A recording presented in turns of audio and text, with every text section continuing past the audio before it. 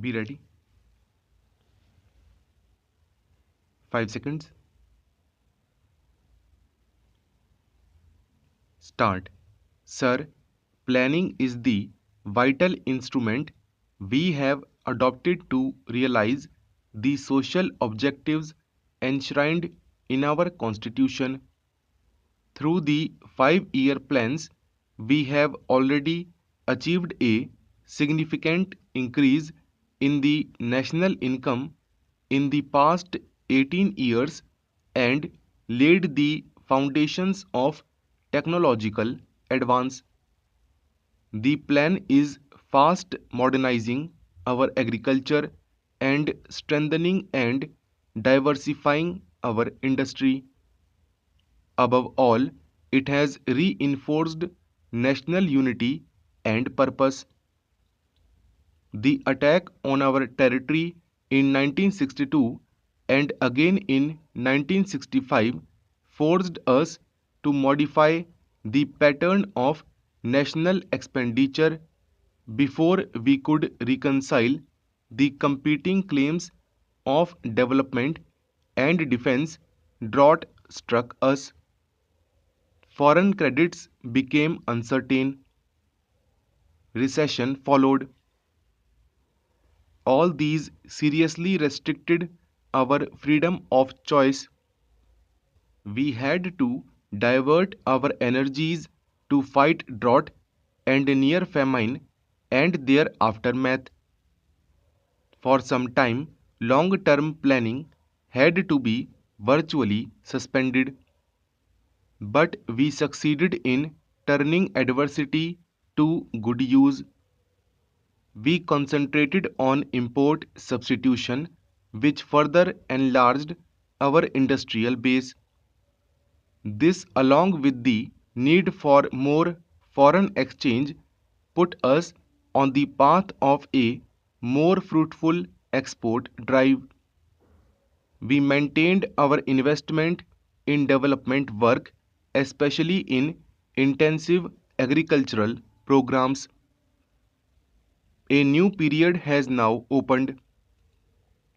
There is a welcome upsurge in the economy, and the increases in agricultural production have brought us nearer to self-sufficiency in food grains. But inevitably, there are other problems and a fresh challenge to face. Rural disparities have increased, partly owing to the very efforts we have made to move rapidly towards self-sufficiency in food, and partly owing to a certain slowness in the matter of implementing the land reforms.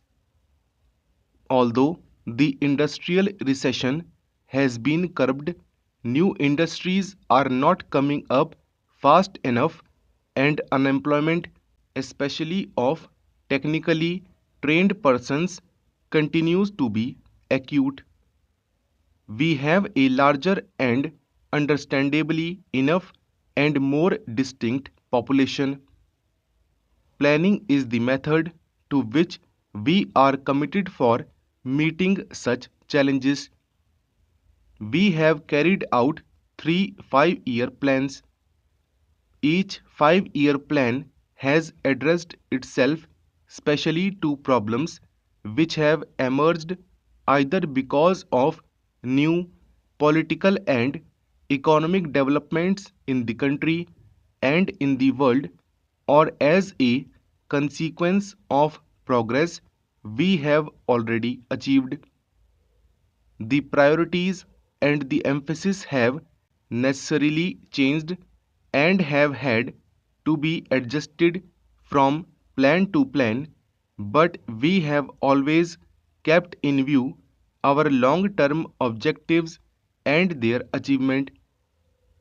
The seventh plan represents a conscious, internally consistent, and carefully thought out program for the most efficient exploitation of our resources possible in existing conditions. The basic aim is to raise the standard of living of the people, especially of the less privileged sections of society. Our planning should result not only in an integrated process of increased production but rational distribution of the added wealth. The overriding inspiration must be a burning sense of social justice. While increased production is of the utmost importance, it is equally important to remove or reduce and prevent the concentration of wealth and economic power. The benefits of development should accrue in increasing measure to the common man and the weaker sections of society so that the forces of production can be fully unleashed. A sense of involvement or participation by the people as a whole is vital for the success of any plan of rapid economic growth.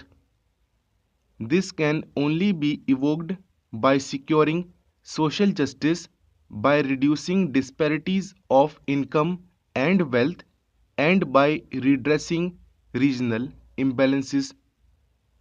Our orientation of our socio-economic institutions in this spirit is accordingly the first necessity. 1 year of this plan has already gone by. Between the draft plan and the present document, certain important changes have been made. The projected investment in the public sector has been stepped up so as to enable us to undertake a larger and a bolder agenda of work. New schemes have been added to help the small farmer throughout the country, especially in the unirrigated areas. The emphasis is squarely on areas that have hitherto suffered from neglect of transport, and housing problems in urban regions will receive more attention. A small but significant beginning is also being made with special programs for children. The seventh plan thus provided a necessary corrective to the earlier trend, which helped particularly the stronger sections in agriculture as well as in industry to enable them rapidly to enlarge and diversify the production base. In the long run, the full potential of growth cannot be realized unless the energies of all our people are put to profitable use. The emphasis on spreading the impetus and benefits of economic growth to the weaker sections is thus necessary in the interest of equality as well as growth. The plan will now assist the less prosperous sections of our farming population to improve their position and make a yet bigger contribution to the national economy. Greater industrial activity and the modernization of agriculture by adopting intensive methods of cultivation and irrigation would mean that a larger proportion of young men seeking jobs could find employment nearer home.